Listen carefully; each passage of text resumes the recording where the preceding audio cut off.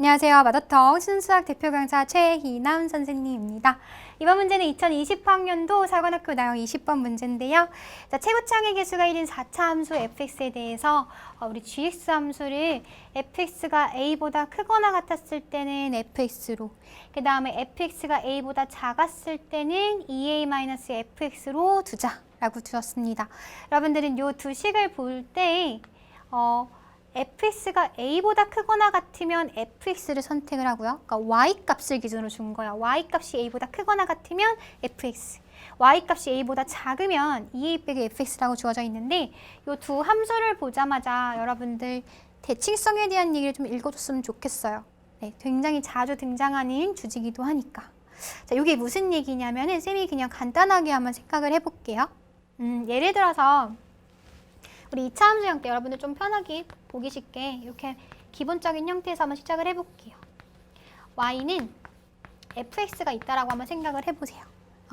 근데 거기다가 마이너스 fx를 하겠다는 소리는 전체에 마이너스를 붙이는 거기 때문에 얘가 x축에 대해서 대칭인 형태가 누가 되겠다? 얘가 마이너스 fx가 되는 거겠죠.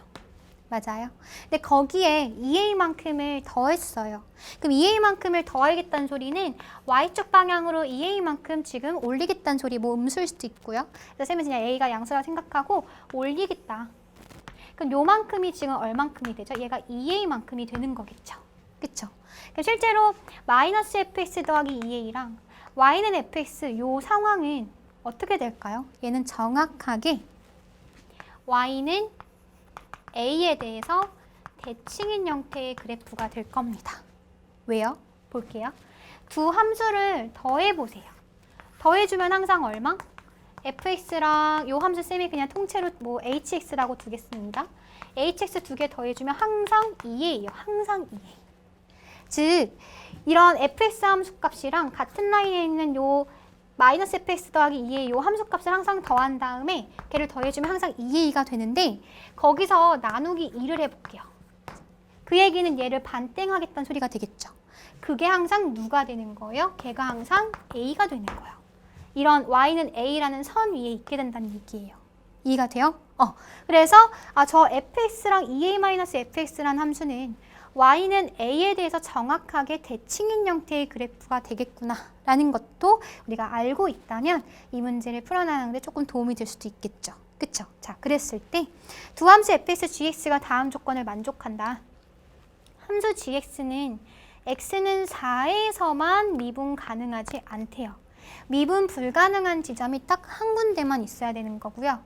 그 다음에 gx에서 fx를 뺀 이런 함수는 x는 2분의 7에서 최대값 2a를 가지겠다. 자, 그랬을 때 f의 2분의 5를 한번 구해볼래? 라는 문제가 되겠습니다.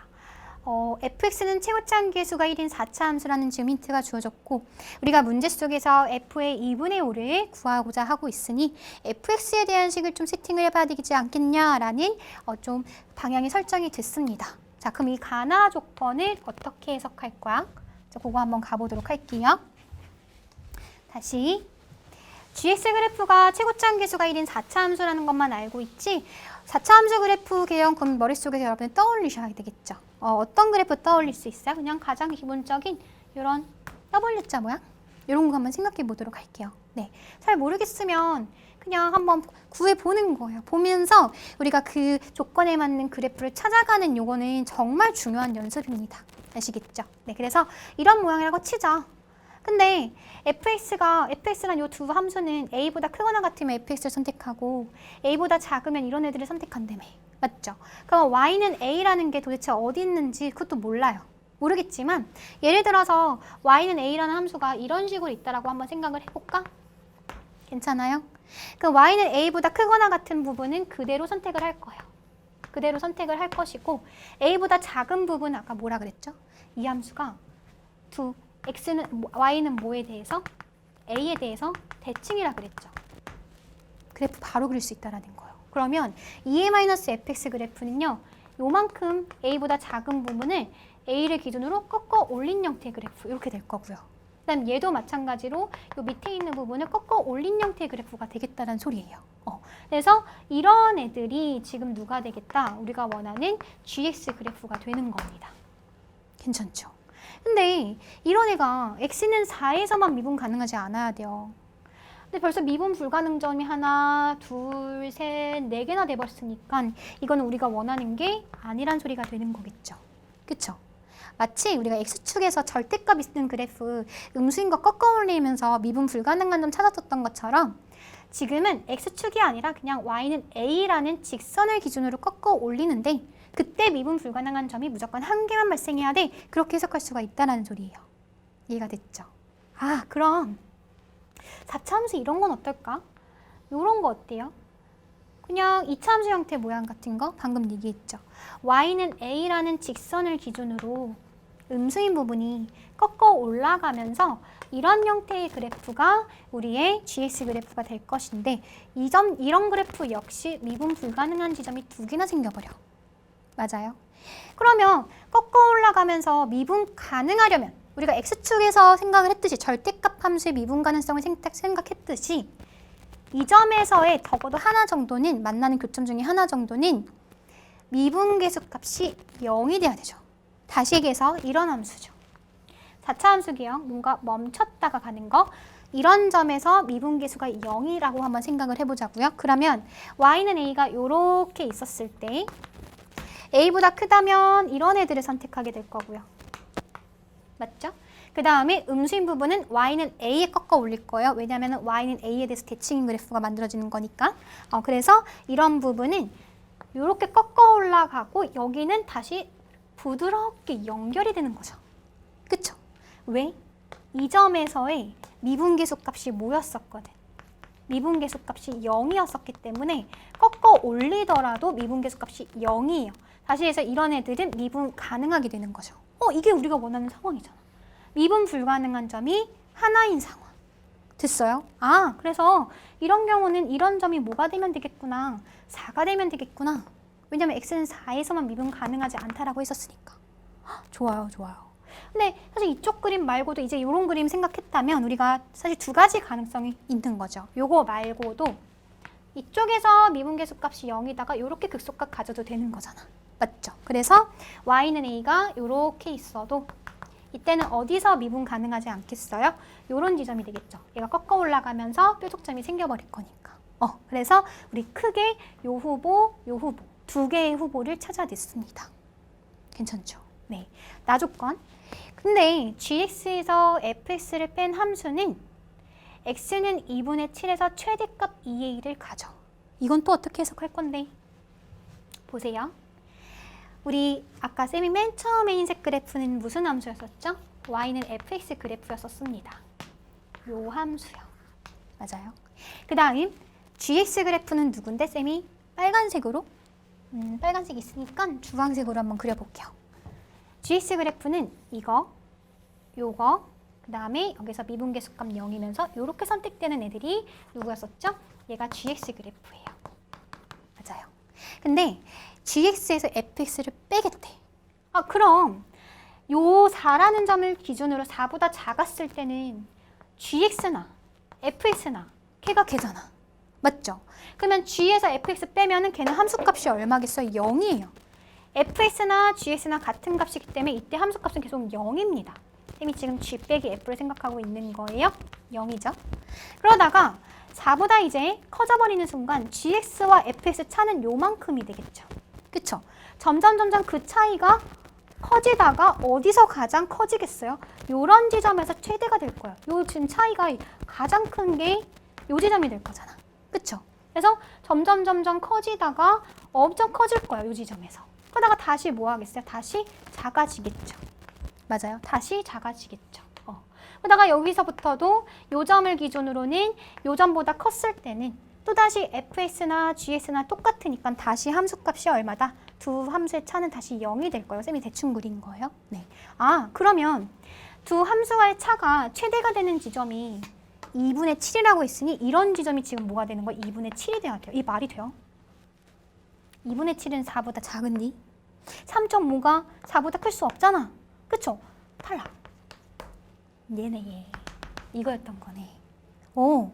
이거 실제로 gx 그래프 그려보시면 이쪽까지는 a보다 큰 곳은 그대로 선택하고 gx는 a보다 작았을 때는 y는 a에 대해서 fx를 대칭시킬 거니까 이거에서 꺾어 올리면 이런 식의 형태가 될 것이고 여기서 gx 그래프랑 그 다음에 fx의 그래프의 가장 차이가 커지는 지점이 이 지점이 되겠죠. 그 지점이 누구라고요? 걔가 2분의 7이라고요. 3.5는 4보다 작으니까 이게 우리가 원했었던 상황이 됐었구나. 거기다가 2분의 7에서 최대값 2의 1을 갖는데요. 최대값이 2의 1이에요. 이 값이 gx에서 fx 함수값을 뺀 요 값이 얘가 2a래요. 그러면 얘가 요만큼이 a였었거든요. 요만큼이 a였었어요. x축을 기준으로 여기 만약에 x축이 있다고 했었을 때 요만큼이 a였었으니까 요만큼도 a가 되겠네. 됐나요? 2a가 요 y는 a를 기준으로 정확하게 반땡이 되고 있겠죠.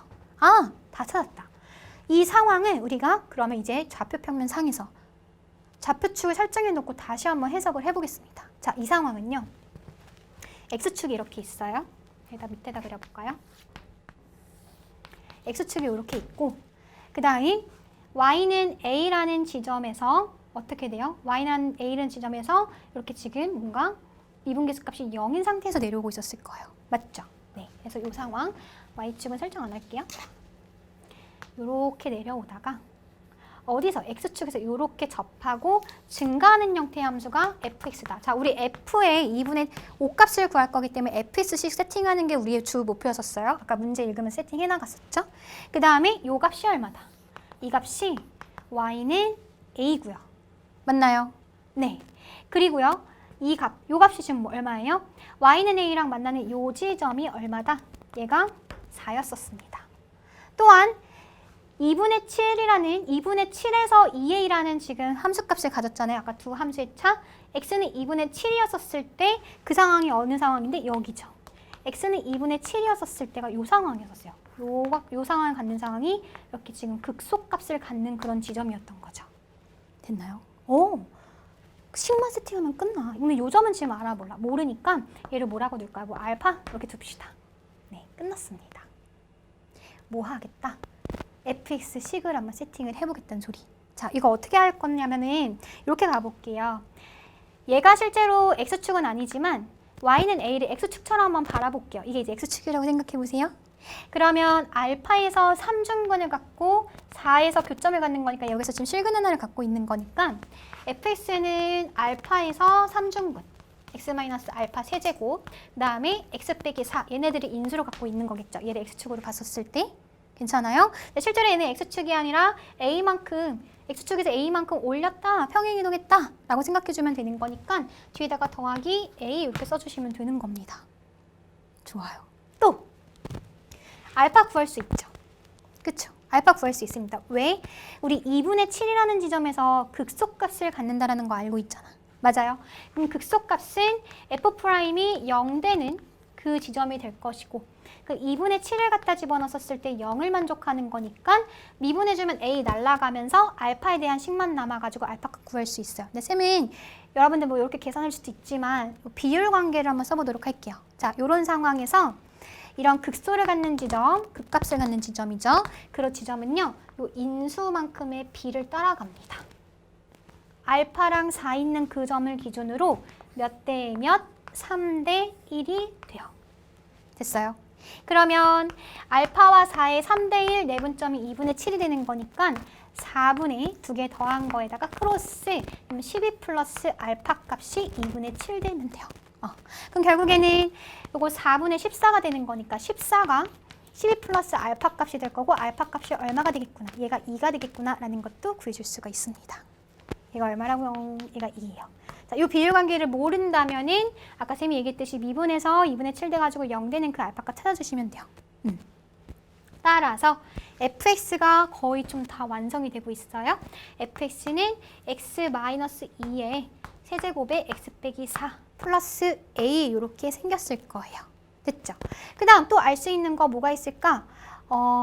우리 2분의 7에서 함수값은 또 얼마죠? 얘가 x축에 접해야 되는 거죠. 그쵸? 그 얘기는 2분의 7에서 극소값을 갖는 것뿐만 아니라 2분의 7에서의 함수값이 얼마다? 얘가 0이에요 라는 힌트도 얻어낼 수가 있습니다. 그 힌트는 우리가 아까 얘네들의 간격이 정확히 2a란 소리는 a만큼씩 갖고 있어야 되고 여기가 마치 y는 a니까 얘가 x축이었었죠.